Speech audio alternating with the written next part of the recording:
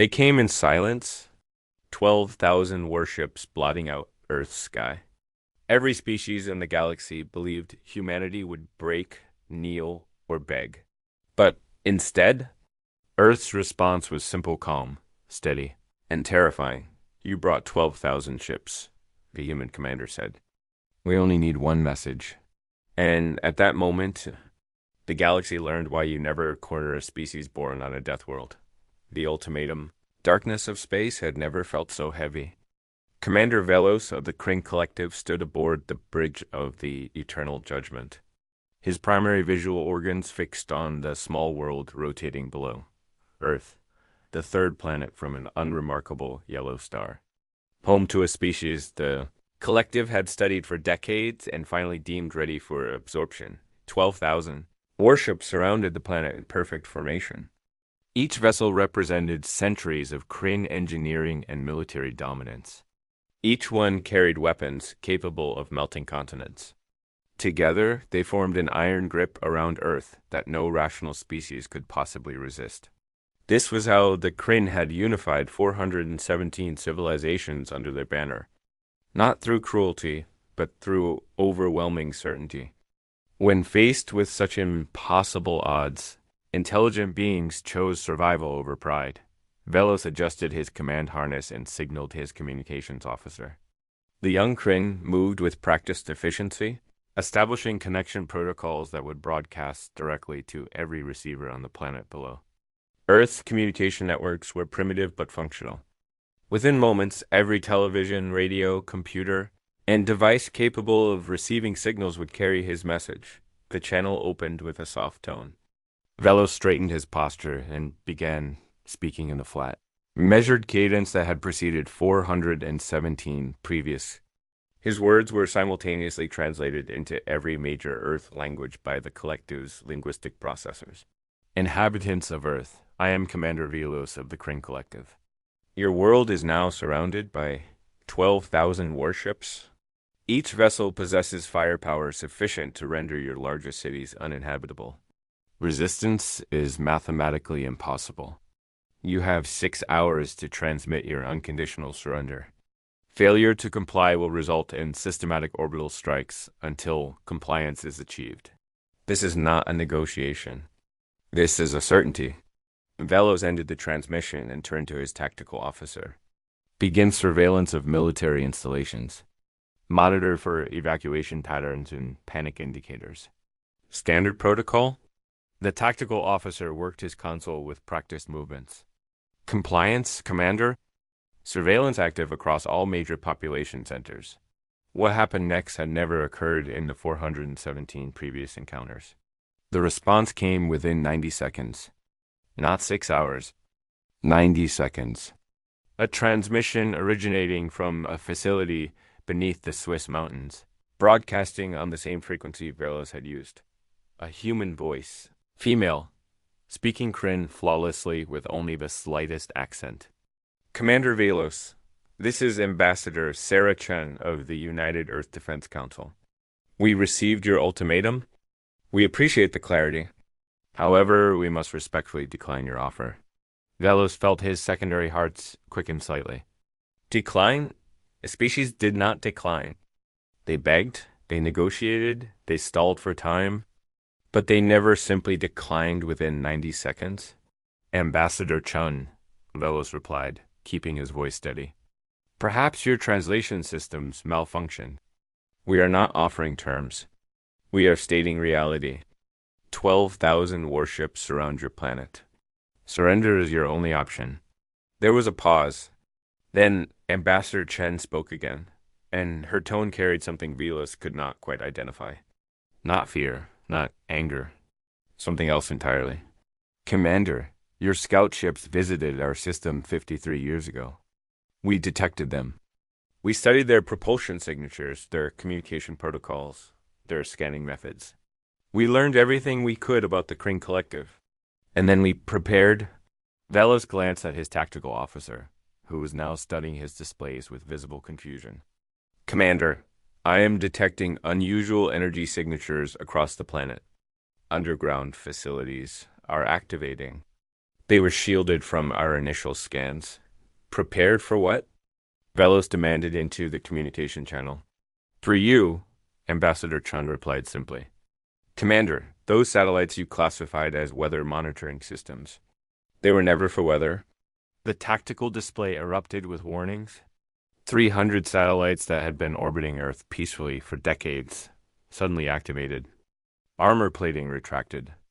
Weapon systems that should not have existed revealed themselves. Each satellite repositioned with purpose, targeting locks engaging across the Kryn fleet. Impossible, Velos whispered.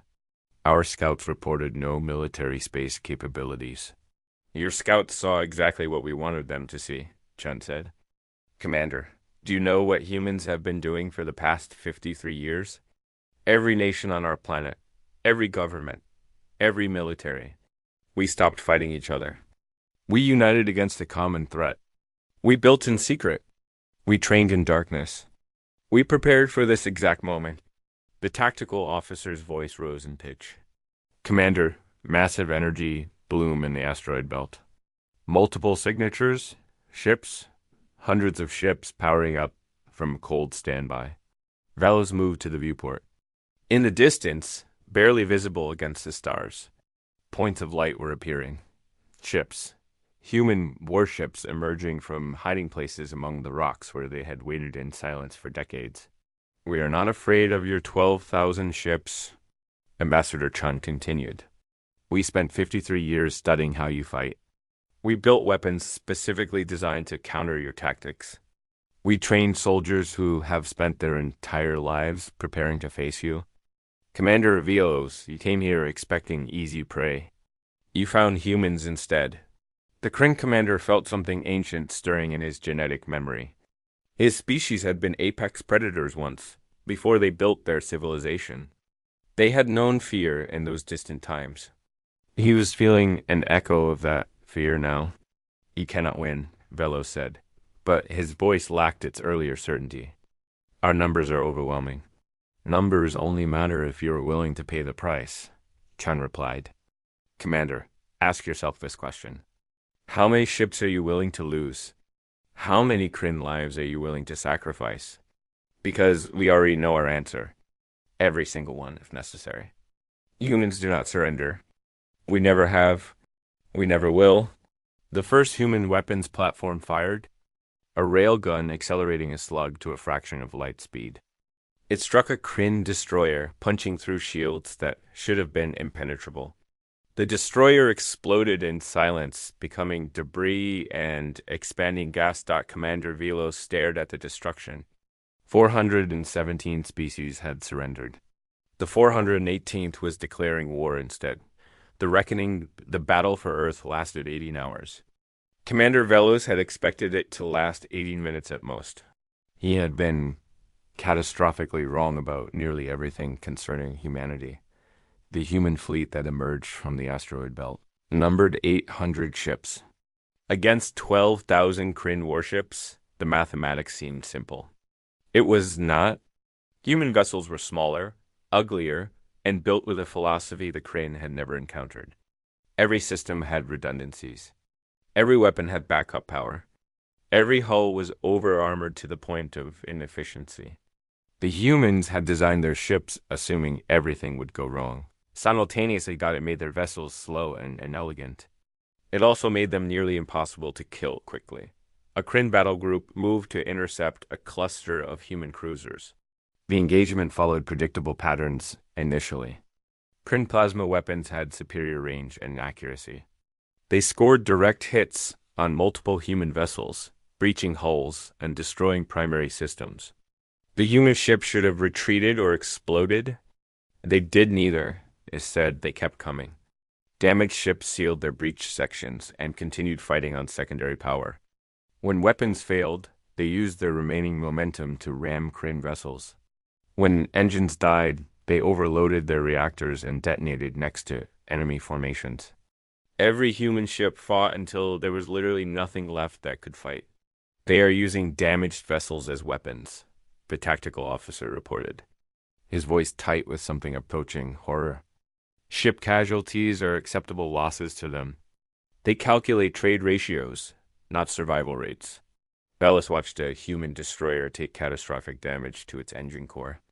The crew had perhaps 3 minutes before containment failed. Instead of evacuating, they redirected all remaining power to thrusters and accelerated directly toward a Kryn carrier. The collision destroyed both ships instantly. That crew chose certain death, Bellows said quietly. They had time to abandon ship. They chose to take one of ours with them, his second-in-command replied. Commander, our forces are reporting psychological stress. The crews are unsettled. They expected a battle, not a slaughter where both sides die equally. The space around Earth had become a graveyard. Debris from hundreds of ships created navigation hazards. Bodies floated among the wreckage, human and Kryn together, united in death. The human fleet was being destroyed piece by piece. But they were destroying Kryn vessels at a rate that defied all tactical predictions. After 6 hours, the Kryn had lost 2,800 ships. The humans had lost 370. The mathematics finally made terrible sense to Velos. At this rate, both fleets would be annihilated. The humans were fighting a war of mutual destruction. They were willing to die to the last ship if it meant killing every Kryn vessel in the process. They are insane, Velos whispered. No rational species fights this way. Commander, incoming transmission from the planet, the communications officer announced. Ambassador Chen's voice filled the bridge again. She sounded tired but utterly calm. Commander Velos, you have now lost approximately 23% of your fleet. We have lost 46% of ours. Would you like to know how long we can continue at this rate? Velos said nothing. He knew the answer. He had run the calculations 17 times. Forever, Chen continued. We built those ships specifically to die fighting you. Every person aboard them volunteered knowing they would probably not survive. On Earth, we have factories producing more weapons, more ships, more soldiers. We have been preparing for this war for 53 years, Commander. We can fight for 53 more if necessary. The tactical display showed new contacts. Human ground-based weapons were now targeting Kryn ships in low orbit. Massive electromagnetic cannons buried in mountains were firing slugs into space. Each impact sent shockwaves through Kryn formations. You cannot possibly sustain this, Velos said into the channel. Your planet's resources are limited, more limited than yours. Chun replied, Commander, you came from across the galaxy to fight us. Every ship you lose is irreplaceable at this distance. Every casualty requires you to explain to the collective why conquest of a primitive world costs so many lives. We are fighting for our home. You are fighting for expansion. Who do you think will exhaust their will first? Something else was happening. Velos could see it on the tactical displays. Small craft were launching from Earth, too small to be warships. They were moving erratically, avoiding engagement with his fleet. Dozens of them. Hundreds. What were they doing? Commander, the tactical officer said urgently. Those small craft are carrying boarding teams. They are targeting our support vessels. Supply ships, medical frigates, command cruisers. They are avoiding direct combat and striking our infrastructure. It was brilliant in its simplicity. The humans could not match the Kryn fleet in direct combat, so they were attacking everything that supported the fleet instead. Boarding parties equipped with weapons specifically designed to function in Kryn atmospheres. Small teams causing disproportionate damage to critical support systems. One team successfully boarded a Kryn medical ship. Instead of taking hostages or demanding surrender, they destroyed the ship's surgical facilities and life support systems, then evacuated before security could respond. The ship survived, but it could no longer fulfill its function. It was forced to withdraw from the battle. They are not trying to destroy our fleet, Velos realized.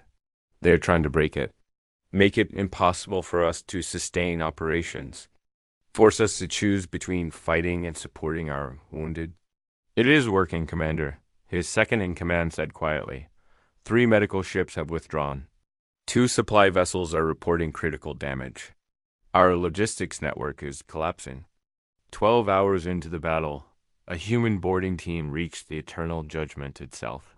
Velos watched on security monitors as 6 humans in sealed armor moved through his ship like ghosts. They avoided large groups of Kryn soldiers, struck isolated targets, and disappeared into maintenance tunnels before reinforcements arrived. They were not trying to capture the ship. They were sending a message. Your flagship is not safe. Nowhere is safe. We can reach you anywhere. Captain Maria Santos led the boarding team through the Kryn flagship. She had trained for this mission for 20 years, since she was 18 years old. She had studied Kryn ship architecture, Kryn psychology, Kryn tactical doctrine. She knew this ship better than most of its crew. Her team planted explosive charges on non-critical systems. Enough damage to cause chaos, not enough to destroy the ship. The goal was psychological warfare. Make the enemy commander feel vulnerable in his own command center. As they prepared to evacuate, Santos activated her communication system. She broadcast on an open channel that she knew the Kryn bridge would receive. Commander Velos, this is Captain Santos of Earth Defense. My team has been aboard your ship for 37 minutes. We could have destroyed your reactor. We could have depressurized your bridge. We chose not to. Not because we cannot, but because we want you to understand something. This is our home. We know every rock in the system, every piece of debris, every hiding place. You are invaders in our territory. You will never be safe here. Never. The team evacuated through the same breach they had entered. The charges detonated. 2 minutes later, destroying secondary systems throughout the flagship. Non-lethal but devastating to operational efficiency. Velos stood on his bridge, feeling the vibrations from the explosions echoing through his ship. Around Earth, his fleet was slowly being ground down by an enemy that should have been helpless. The mathematics had changed. This was no longer a conquest. This was mutual destruction with only one variable that mattered. Who would break first? He knew the answer. The collective had conquered 417 species, but they had never fought anyone willing to die for victory. The Kryn valued survival, efficiency, logical outcomes. Humans valued something that defied logic entirely. They valued freedom more than life itself. Commander Velos opened the channel to Ambassador Chen. When she appeared on his screen, her face was lined with exhaustion, but her eyes remained absolutely steady. Ambassador Chen, Velos said slowly, I wish to discuss terms. For the first time, the human woman smiled. It was not a cruel smile. It was tired and sad and somehow understanding. I am listening, Commander. The Kryn Collective withdraws its claim to Earth and this entire system. We will depart immediately and never return. In exchange, you cease hostilities and allow our remaining ships to leave peacefully. Agreed, Chen said without hesitation. But, Commander, one more thing. The Collective has 417 conquered species. We want you to spread a message to all of them. Tell them what happened here. Tell them that surrender is not inevitable. Tell them that one species said no and made it stick. Velos understood. The humans were not content with simple survival. They wanted to plant seeds of rebellion across the entire collective. They wanted other species to know that resistance was possible. That message will destroy the collective, Velos said. Yes, Chen agreed. It probably will. But you came to our home and demanded we become slaves. Did you really expect us to let that go without consequences? The Kryn fleet departed 6 hours later. Of the 12,000 ships that had arrived with such confidence, fewer than 7,000 left. Behind them, Earth's orbit was filled with debris and silence and the memories of thousands who had died defending their home. Ambassador Sarah Chen stood in the command center beneath the Swiss mountains and watched the last Kryn vessel disappear into faster-than-light travel. Around her, exhausted officers and soldiers wept with relief and grief. They had won, but the cost had been terrible. What happens now? Her assistant asked quietly. Chen looked at the tactical display showing the remaining ships. Less than half their fleet had survived. Thousands were dead. Cities had been damaged by falling debris. The victory was real, but it came soaked in blood. Now, Chen said, we prepare for whoever comes next. The galaxy knows about us now. Some will come as friends. Others will come as the crane did. Either way, humanity will be ready. She turned to face the room full of exhausted warriors. Today we proved something that needed proving. We proved that humans do not kneel. We proved that freedom is worth any price. And we proved that any species that threatens our home will pay in blood for that mistake. Outside, above the mountains, the stars continued to shine, indifferent and eternal. But somewhere among those distant lights, word was spreading. A new species had entered the galactic community, and they had announced their arrival not with diplomacy or trade, but with defiance and victory. Humanity had finally reached the stars, and the stars would never be the same.